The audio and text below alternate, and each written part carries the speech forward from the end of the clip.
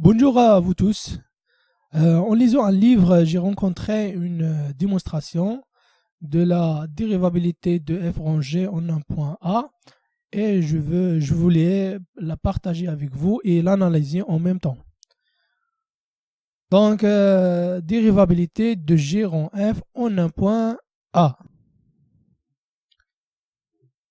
La proposition dit que soit I et G deux intervalles, f une application de I dans G, et G une application définie sur J.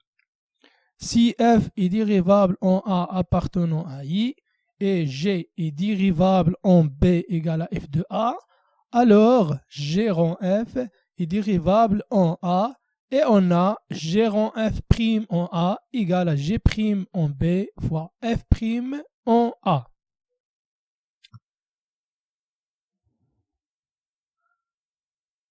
Donc l'idée intuitive, c'est essayer de calculer la limite de cette expression lorsque x tend vers A. Donc cette expression, c'est le taux d'accroissement de G rang f en A. Donc pour x différent de A, donc l'idée qui nous vient à la tête, c'est d'écrire G rang f de x moins G rang f en A sur x moins A sous cette forme. C'est-à-dire on divise par f de x moins f de A et on multiplie par f de x moins f de A. Donc G rang f de x moins G rang f de A sur f de x moins f de A fois f de x moins f de A sur x moins A. Et donc on dit que cette expression, on fait tendre. Si on veut tendre cette expression lorsque on veut calculer cette expression lorsque x tend vers A, on calcule cette expression lorsque x tend vers A, c'est-à-dire cette expression lorsque x tend vers A, puis cette expression lorsque x tend vers A. Donc on trouvera que cette expression tend vers f' de A et on dit par erreur que cette expression tend vers G' en B. Mais ce n'est pas le cas. Il existe un problème ici. Ce problème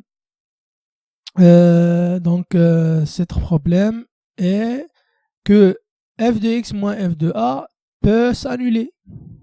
C'est ça le problème. Donc cette écriture n'est pas valable lorsque x tend vers A, et se peut qu'il existe des x pour lesquels f de x soit égal à f de A. Donc le dénominateur sera nul. Donc c'est ça le problème qui s'impose. Donc pour résoudre ce problème, il y a une astuce très pertinente qui m'a attiré. Donc on pose une fonction tby égale gy moins g de b sur y moins b si y différent de b. Donc, cette écriture s'agit bien de taux d'accroissement de G en B. Et pour l'image de B égale à J' de B. Donc il s'agit du prolongement par continuité du taux d'accroissement de G en B. Donc cette fonction est bien continue en B. Donc pour x différent de A, on peut écrire le taux d'accroissement de G rang f en A sous cette forme. C'est tb f de x fois f de x moins f de a sur x moins a.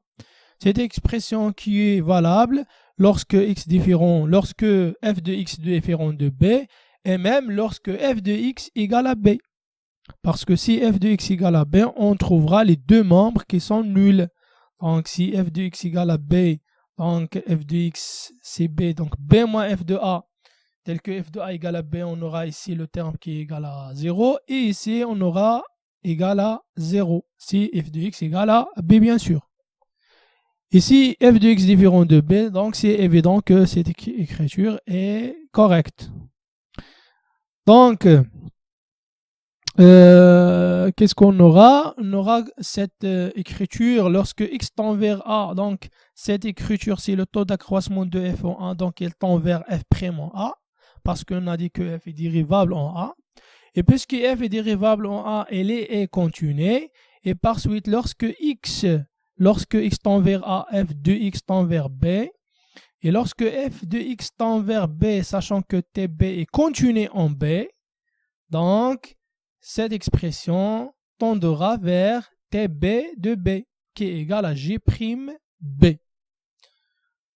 Donc voilà la limite, et d'où ce qui prouve, enfin ce qui prouve le résultat.